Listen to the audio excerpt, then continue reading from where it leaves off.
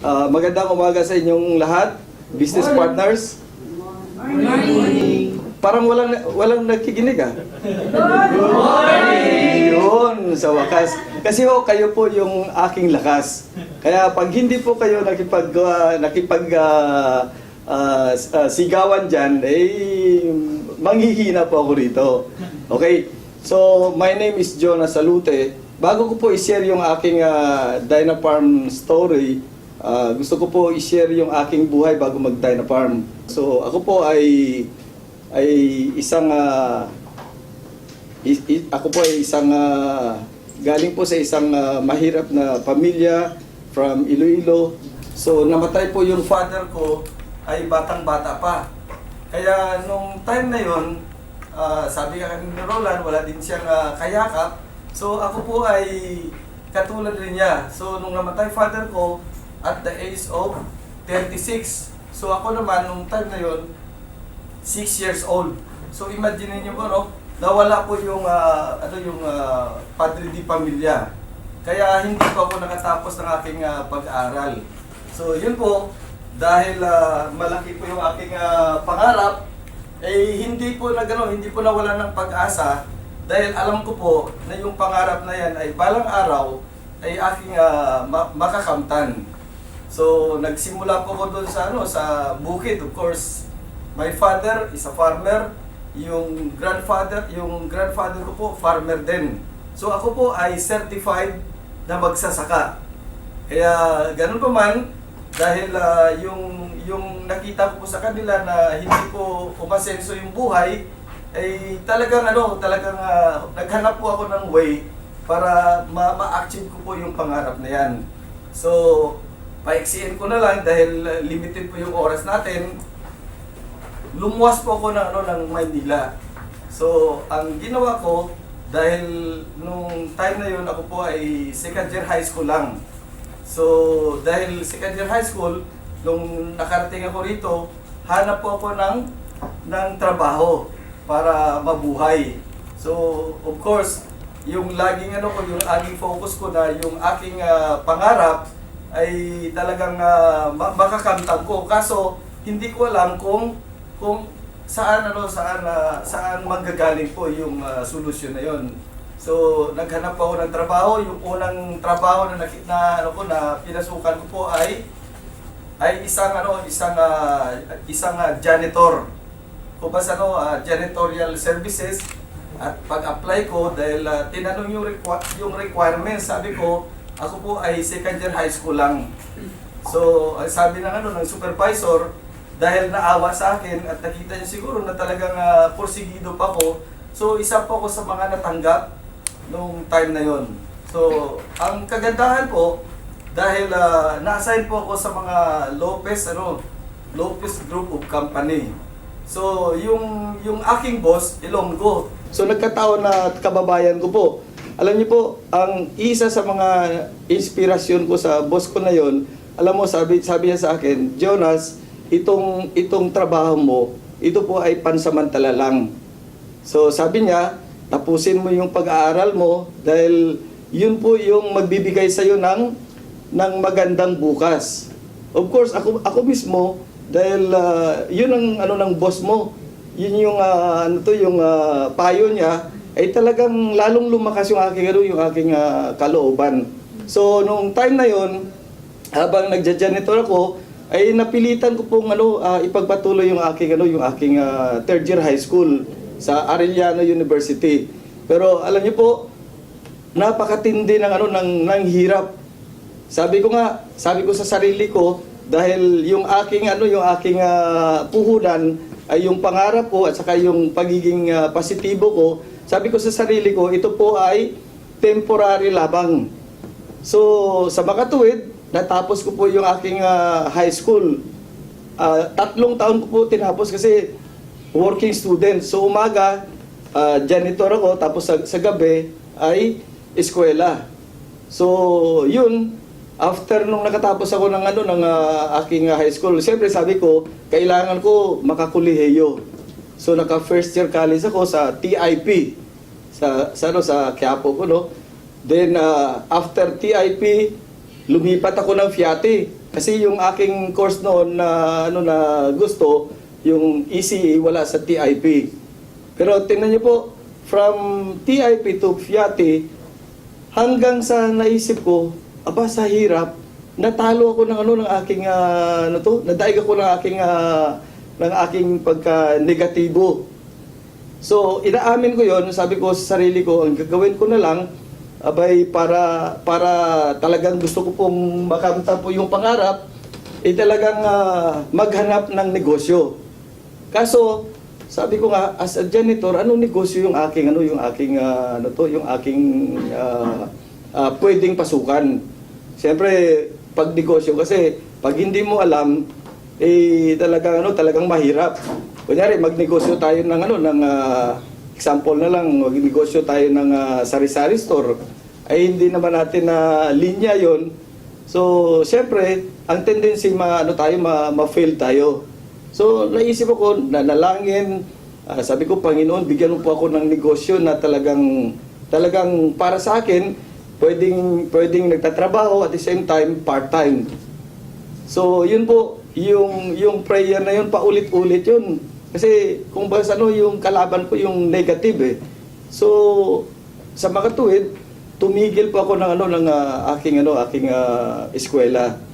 So, one day merong isang tao. Sabi sa akin, Jonas, gusto mo bang yumaman? Sabi ko sa kanya, anong klase pagyaman? Tinanong ko muna kasi pwedeng yung pagyaman kasi pwedeng sa kabutihan o kaya pwedeng sa kasamaan. Sabi niya, aattend tayo ng seminar. Sabi ko, anong seminar yun? Negosyo. Sabi ko, tingnan niyo naman trabaho ko, janitor. Hindi ko linya yung negosyo. Pero gusto ko magnegosyo. Alam niyo po, one day sabi niya, i-reserve mo yung araw mo Sabado.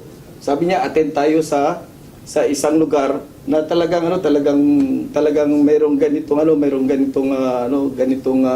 event. So, business meeting. Alam niyo po, after ng seminar, sabi ko sa sarili ko, this is answered prayer. Dahil siyempre, hiniling ko eh. Diba? Pinag-pray ko na bibigyan ako ng business na kahit hindi ka umaalis ng trabaho mo, pwede mo siyang gampanan. Alam niyo po, yung negosyo na yon, ang sabi ng speaker, ako po, hindi rin po ako tapos ng kolehiyo. Hindi po ako college graduate. High school graduate lang po ako.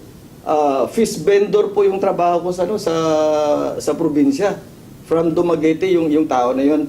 Alam mo, yung negosyo na to, simpleng-simple lang. Wala kang gagawin, gagayahin mo lang yung sasabihin ko. So, ang sabi sa akin, pag-aralan mo yung negosyo at mag-imbita ka lang, dalhin mo rito every Saturday. So, sa isip ko, kayang-kaya ko to dahil sanay ako sa hirap eh. Mas mahirap yung trabaho ko as janitor, mahirap yun. Sabi ko sa sarili ko, talagang tsatsagain ko to. Alam niyo po, noong time na yon, nag-invite ako. Tapos nag-invite. Yung mga inimbita ko ang matindi, sa dami ng na-invite ko, abay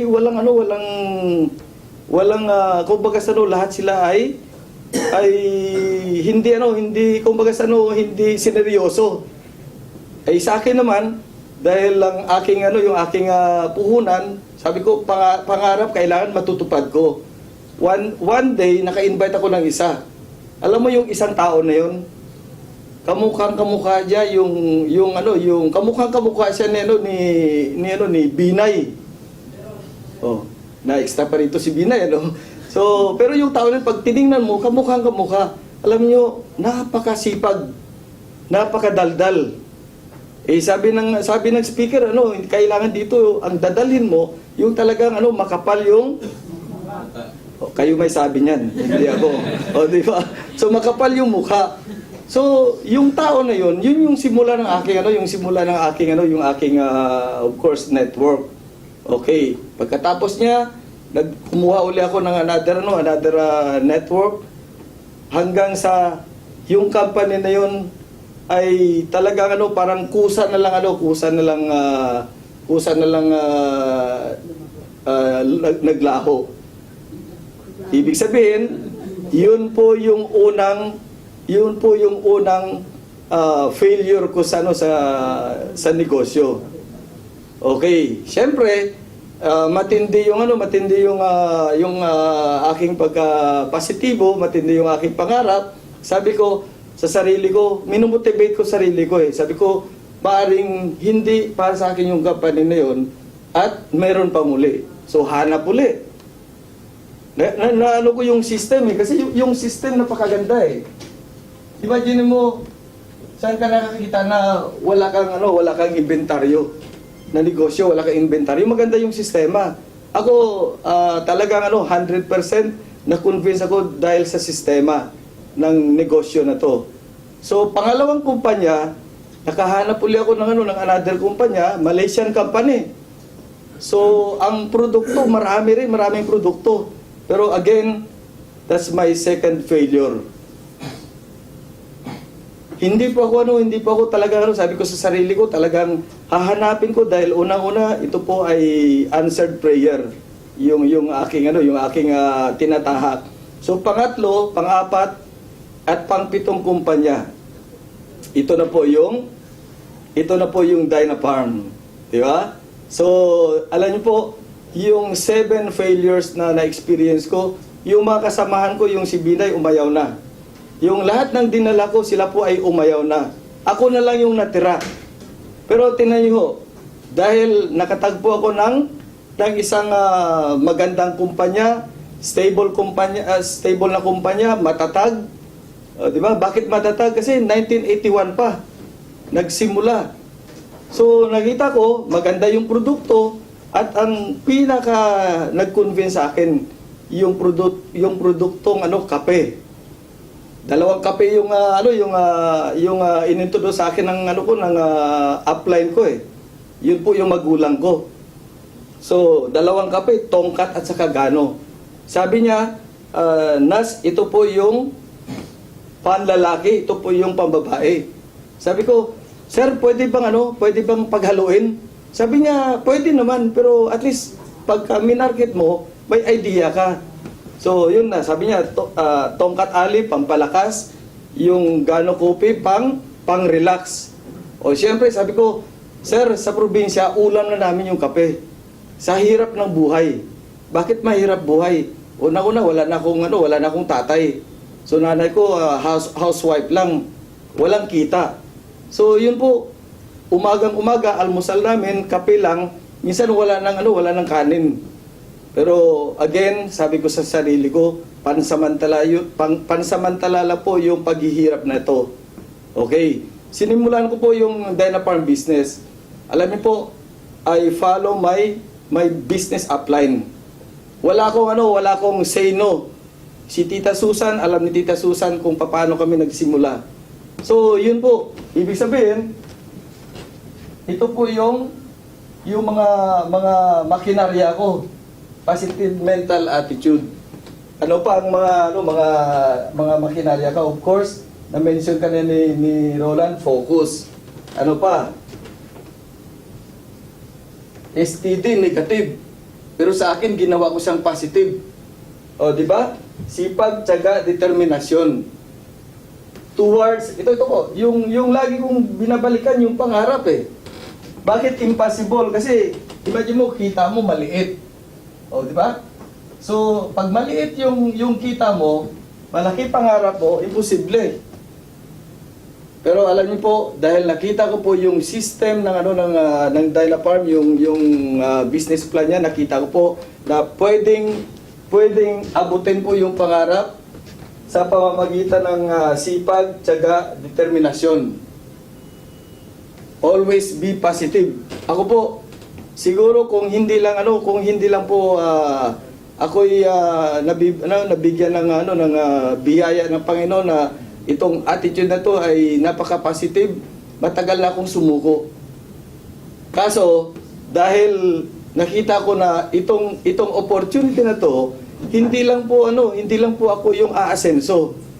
At nakikita ko po na sa pamamagitan ko ay marami po akong matulungan. At nangyari po dito sa sa loob po ng 15 years. Nagsimula pa ako 2000. Imagine niyo, yung 2000 na yan, abay, ang edad ko noon is halos 40, magka-40. Eh meron tayong kasabihan na life begins at 40. Kaya natumbo ko eh.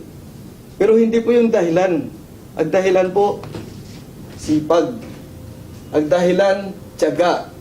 Ang dahilan, determinado tayo. Kaya pag masipag at matyaga ka lang, hindi ka determinado, pwede kang umayaw.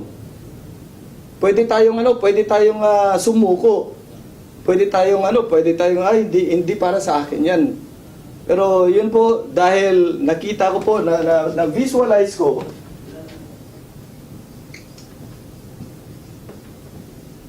Alam niyo po na visualize ko na sabi ko ito ang susi ng kahirapan. Dynafarm is the key na para makaalpas tayo sa hirap ng buhay. Imagine niyo po, dating DJ, Mr. DJ, paboritong kantahin ni Miss Sharon Cuneta. Sinong nakakaano ng Mr. DJ? Okay, di ba kapanahonan natin yan, di ba? Baby boomers tayo eh. So, Mr. DJ, dating janitor. Imagine niyo, bakit nakita ko na imposible yung pangarap? Nung time na yon dahil maliit yung kita.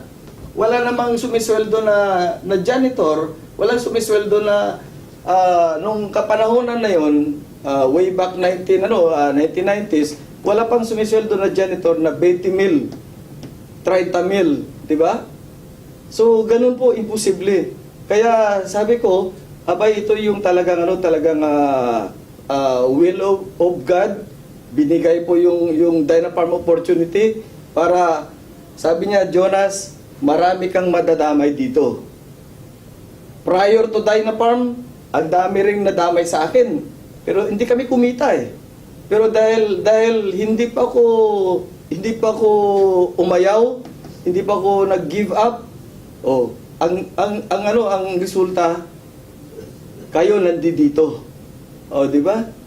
So, yun po, bawat isa sa atin dito, may opportunity para kumita sa Dynafarm, para umasenso sa Dynafarm, dahil one system lang tayo. Of course, yung negative, yung discouragement, nandyan lang yun, nandoon lang sa paligid natin. It's up to us kung paano natin i-interpret. Dalawa lang yung laman ng utak natin eh, negative and positive. So kung ang interpretation mo ay negative, abay talagang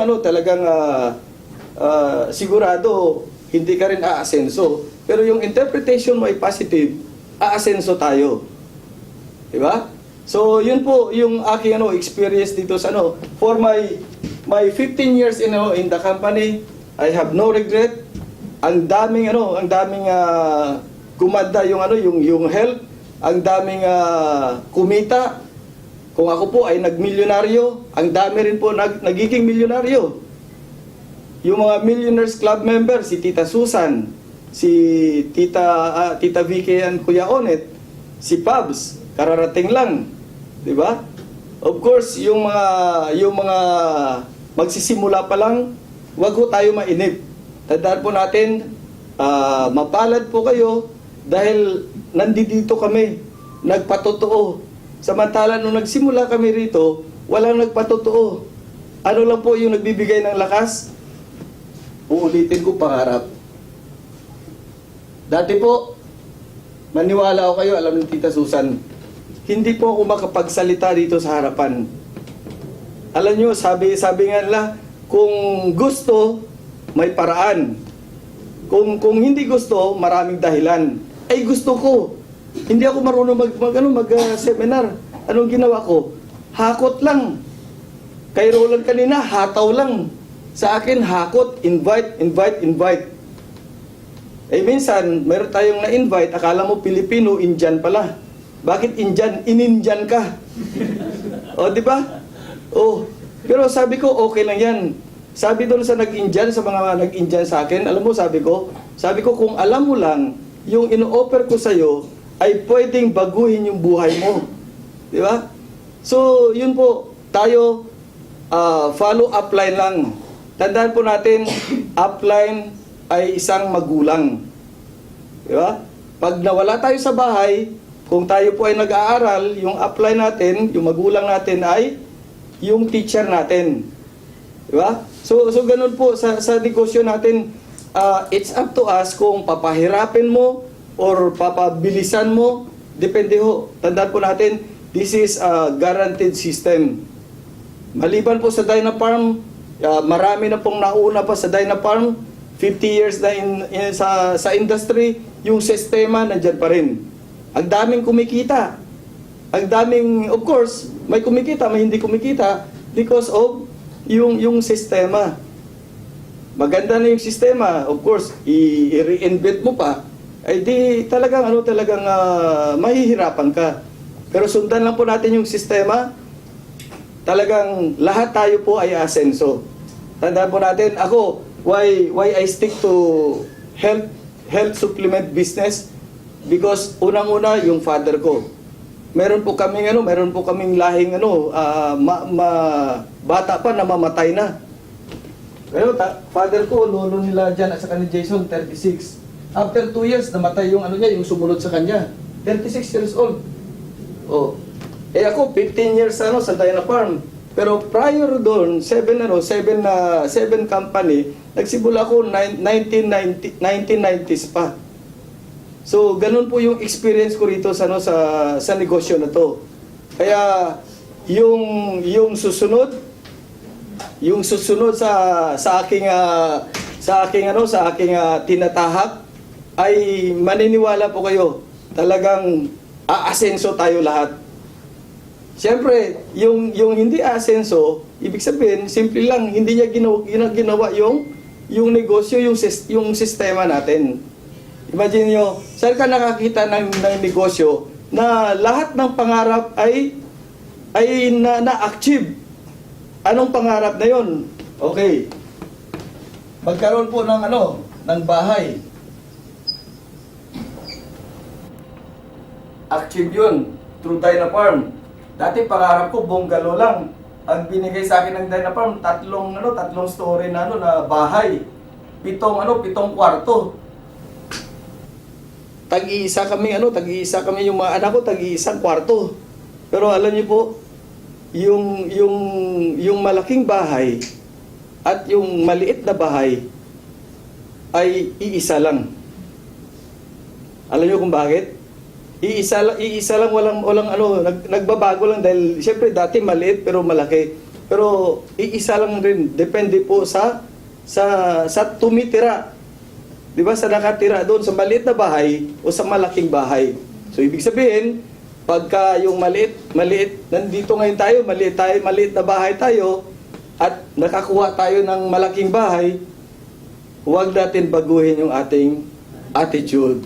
Yun yung ibig sabihin, yung punto ko. So yung attitude dapat constant yun, hindi magbabago. Okay. So, number 1, ano pa? Number 2, car. Ay, nung ako ay janitor sa Lopez natuto ako mag-drive. Sabi ko sa sarili ko, balang araw, itong Mercedes-Benz na to, i-drive ko nito. Kasi Lopez Mercedes yung service niya Pinupunas-punasan ko yan. Kasi pangarap Oh, dito sa Dynafarm, in my 15 years, 4 na sasakyan. Unang sasakyan ko, Mitsubishi Strada. Pangalawa, Trooper, Isuzu Trooper. Pangatlo, D-Max, Isuzu D-Max pickup. Itong pang-apat, Fortuner. May pang-5 pa. Yung pang-5, ano yun, bro? Hammer. Yung Hammer. Ibig sabihin, Hammer, one of my dream. Someday, soon, Hammer. Ngayon, nakukuha ko na 2 Hammer ko sa bahay. Hammerhead nga lang. Di ba? Why hindi ako nag-invest ano sa mga of course luxury dream natin yan eh. Tandaan ko natin, sabi ka na Upline Aldrin, ang dream ay libre, pangarap ay libre, di ba? So kasama 'yun sa dream board natin. We will achieve that through Dynafarm. Okay. So ako po nag-invest po ako sa ano sa realty. Kasi previous company ko, lahat ng mga mentor ko kumita, doon sila nag-focus ano sa luxury car.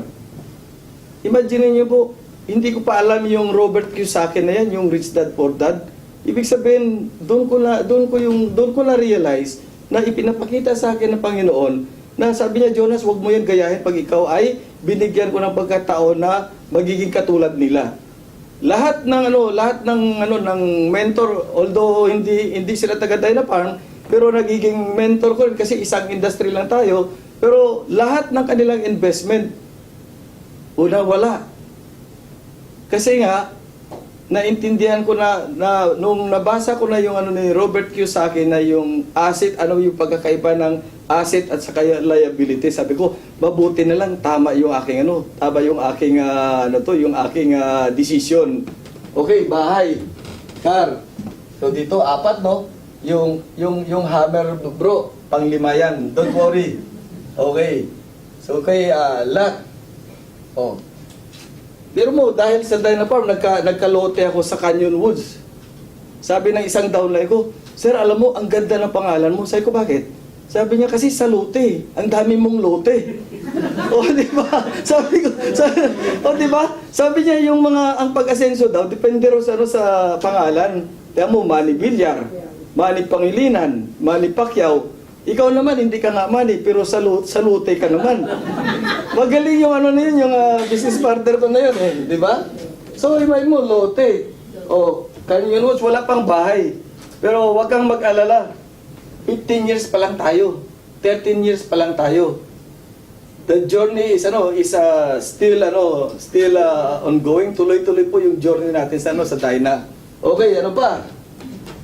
Kaya mo dati ngayon, imposible. Pero dahil nasa Dynafarm ako, lahat yan ay nagiging hindi po possible. Pero dati impossible eh. Ito na possible kasi na-achieve na eh. Okay. Yung education. Yan po Sabi ng teacher ko sa mathematics, sabi niya, alam mo Jonas, hindi bali magkamali ka sa spelling, wag lang sa figure. Kaya yung mga spelling ko, napapansin nyo, mali-mali, di ba? O, di ba? Pero importante yung figure, tama. Okay, so education, mga anak ko. Alam niyo po, nung wala pa ako sa Dynafarm, napaka miserabling buhay. Matindi stress ko dahil sabi ko, pagdating ng kolehiyo nito, hindi ko mapapaaral. Pero tingnan niyo po, ako hindi nakatapos. Pero sila, nakapag-aral sa exclusive school, Lasal Lyceum. Imagine niyo po, kaya sila po yung mga Dynafarm Scholar. Bakit Dynafarm Scholar? Yung pinaaral ko galing sa Dynafarm eh. Ano tawag doon? Dynafarm Scholar, di ba? Oh, yun, scholar ng Dynafarm. So, education, number 5. Mira. Oh, tingnan mo travel. Di bali wrong spelling, basta importante tama yung bigkas. O, di ba? Travel. Mabuti na lang natuto ko sa Facebook. Tinuruan ako ni Jan. Di ba? Si Mark medyo hindi matyaga sa akin eh. Tinuruan ako ni Jan. Pero nagulat sila nung natuto ako. Sabi ng mga mga friends sa Facebook ko, sabi niya, Upline, nakaraling ko sa Hong Kong ka lang Tapos, sabi niya, ngayon nasa Singapore ka na. Tapos ngayon sa Malaysia ka na. Tapos nasa Legazpi ka na. Sabi ko, hindi nakakapagtaka. Bakit? Meron tayong eroplano. O di ba, eroplano travel eh. Imagine mo yan Ito po yung pinakamatindi. Ito po yung negosyo na talagang ngayon po hindi niyo ma-appreciate, pero pagka nasa stand ko na kayo, ma-appreciate mo. Bakit? Imagine mo saan ka nakakita na nagmilyonaryo ka. Nagmilyonaryo yung business partner mo na hindi galing sa bulsa mo. Ano lang yung pinuhunan mo. Ito po, in-educate mo lang. In-educate mo lang siya sa Dyna. Dyna opportunity. Oh. 'Di ba? Ganun po yung business natin. Wala akong nakitang negosyo na talagang aasenso ka at aasenso yung mga nasa paligid mo. Anong tawag diyan sa negosyo na 'to? Network marketing. Yeah? Yung iba, hindi umasenso. Bakit?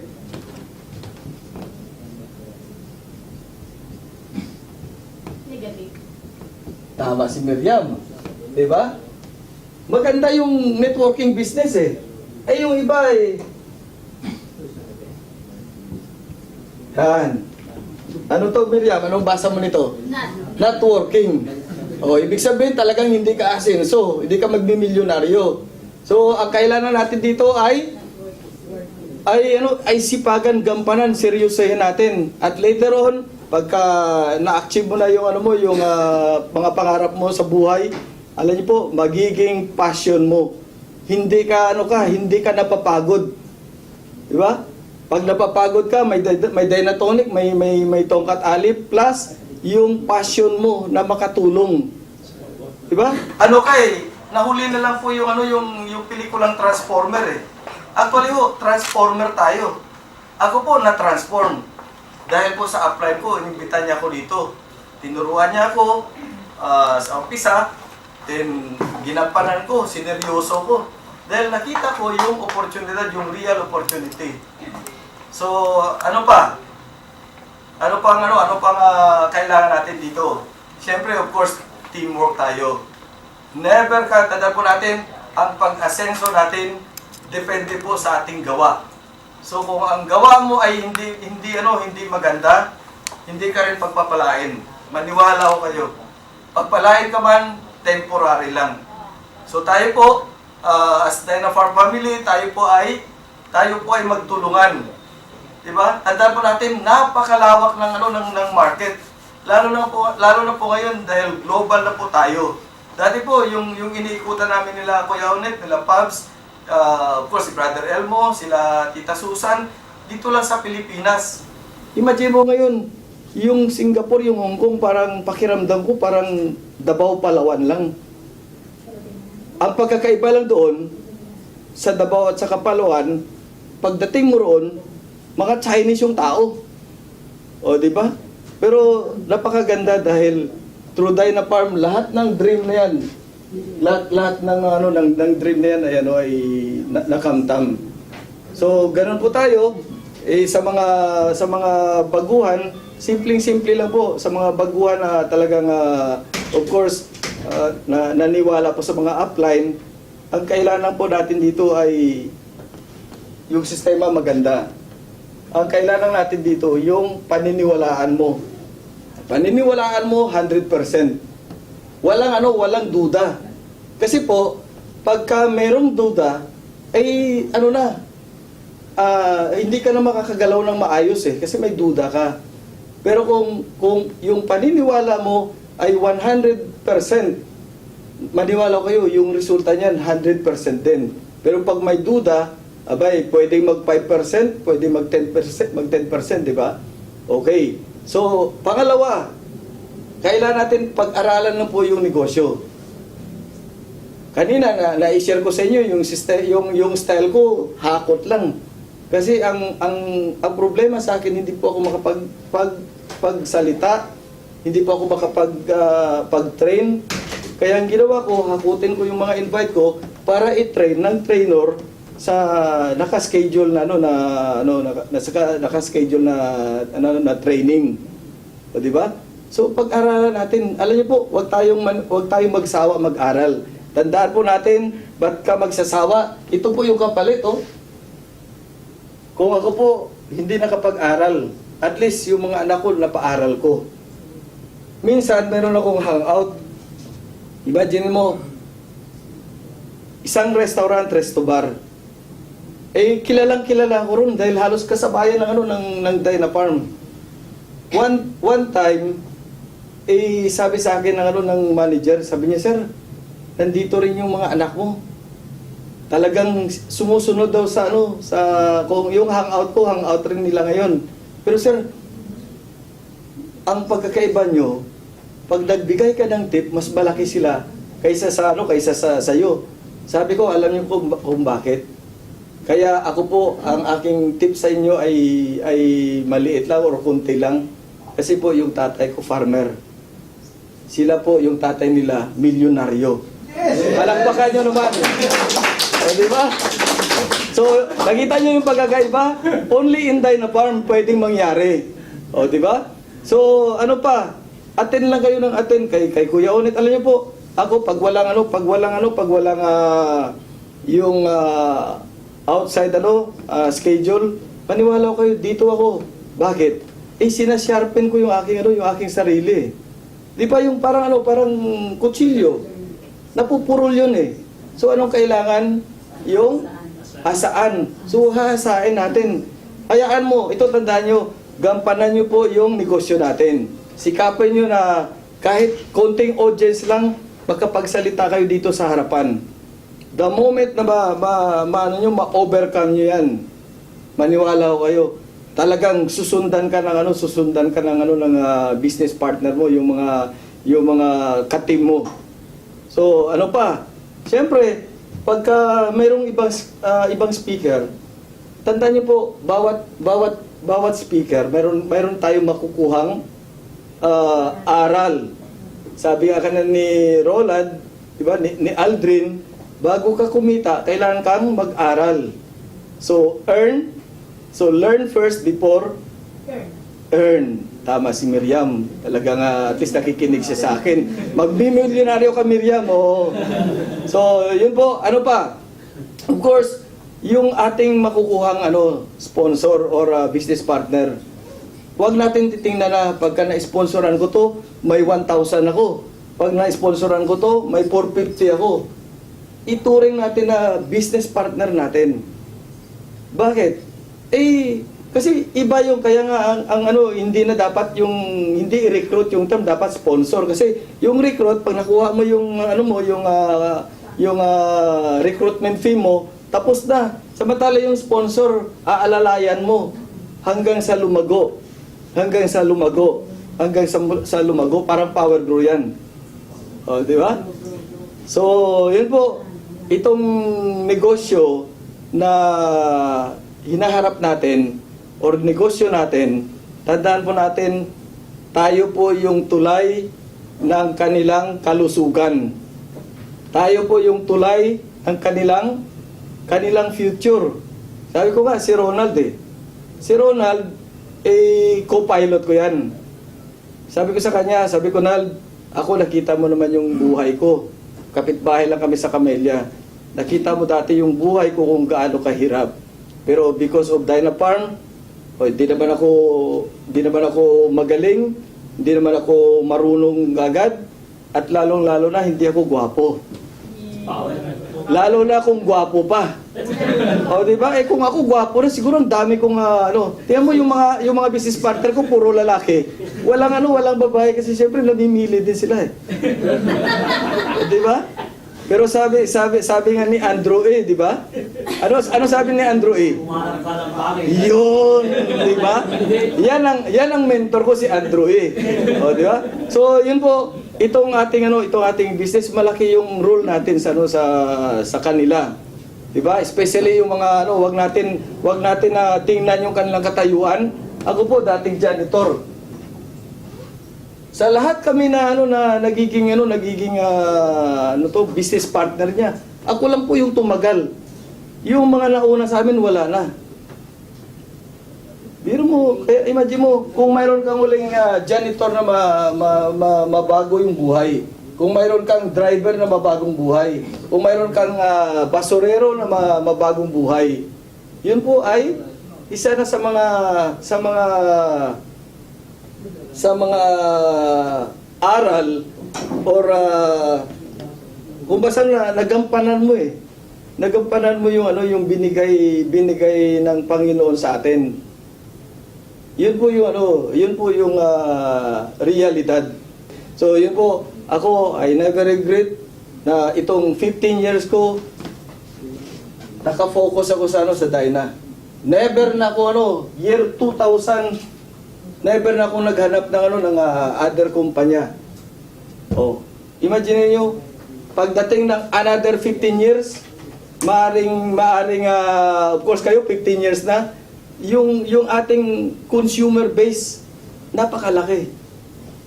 Kaya nga ano paborito na kahit maputi na ang buhok mo, kumikita ka pa. Sa inyo po yun, sa akin hindi na abutin ng puti yung buhok ko kasi mauubos na siya eh. O, di ba? Ay, mawala na ang buhok mo, o di ba? So, ibig sabihin, residual income. Yun po yung ating happy ending. Pero mo residual income ka, umabot ka ng 70 years old, 80 years old, kumikita ka ng 300,000. power. Eh magkano pension ko sa SSS? Siguro itong taon ano lang, di ba? Dito po, yung 1 million, yung 7-figure income, na-experience ko na. Eh samantala dati, sabi ko, 5-figure lang, okay lang. Dito sa negosyo natin, hindi mo pwedeng pigilan yung income mo. Hindi mo pwedeng pigilan yung business partner mo. Lalo na yung business partner mo sa ilalim ay mas malaki pa yung pangarap kaysa sa'yo. Hindi mo siya pwedeng sabihin, dahan-dahan lang Nilo, dahan-dahan lang Brother Elmo, di ba? Di ba? Hindi pwede. Kasi talagang feel na feel mo yung yung kasiyahan. Di ba? Umaangat eh. Tandaan po natin, kita po yung piloto ng ating negosyo. So pwede mong yung altitude pwedeng taasan pero hindi pwedeng lampasan kasi madisgrasya tayo, di ba? So tayo po yung gumagawa ng ating kapalaran dito sa negosyo natin. Sa umpisa, mahiyain ka, abay si Upline dati mahiyain din yun. Diba? Sa umpisa, wala kang alam, si Upline dati wala ring alam yun. Sa umpisa, hindi ko linya yun, si Upline hindi niya rin linya yun. Diba? Sa umpisa, walang skills si Upline, wala akong skills eh. Wala akong skills makiusap eh. Si Upline ganun din. Kaya nga po, kagandahan po ng negosyo natin ay tayo po ay nata-transform.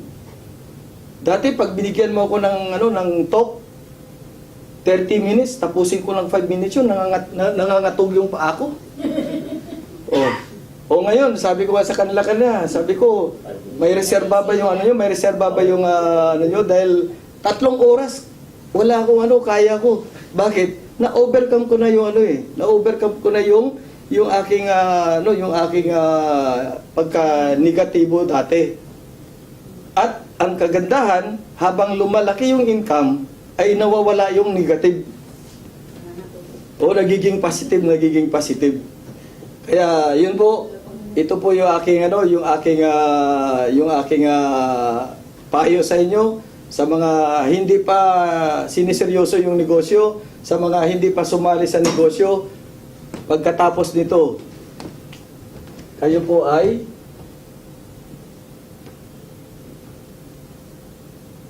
desisyon. Ano nga yung desisyon? Okay. Ito na lang. Decide. Diba? Naalala ko yung pangarap eh. Ano ba pangarap mong Pangarap mong kotse? Sabi niya Lamborghini. Abay, nung pina-spell sila, sabi niya, Sir, Kia na lang. Imagine mo, sa pangarap pa lang, umaayaw ka na. Lalo na itong umpisa natin. So, dapat decide, ASAP. Channel 2 yan. Decide, ASAP, as soon as possible. So, kung ngayon po, ay medyo, nag-aalinlangan ka pa, 50-50 ka pa sa negosyo natin, abay, 100% mo na. Alisin yung duda.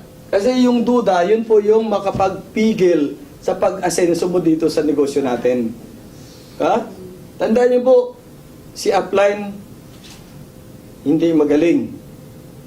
si Upline, hindi naman kagwapuhan.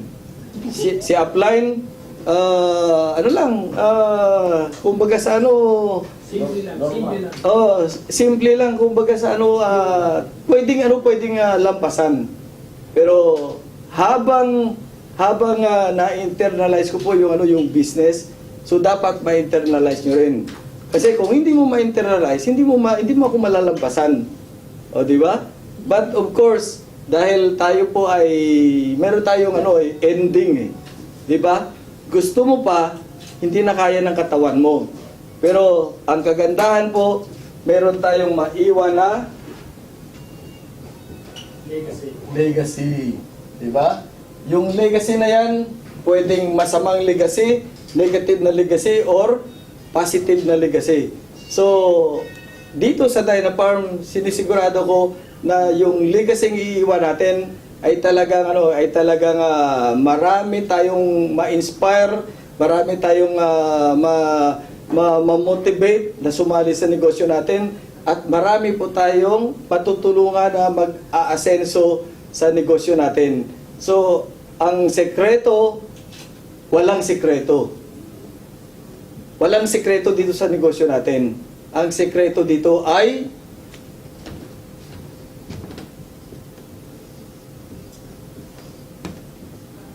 pakibasa? Action. Action. A plan without action ay Nothing. dead. Nothing. Kaya si Miriam nakikinig talaga eh. Gusto talaga mag-milyonaryo eh. Di ba? So, plan, and action. Maraming salamat po.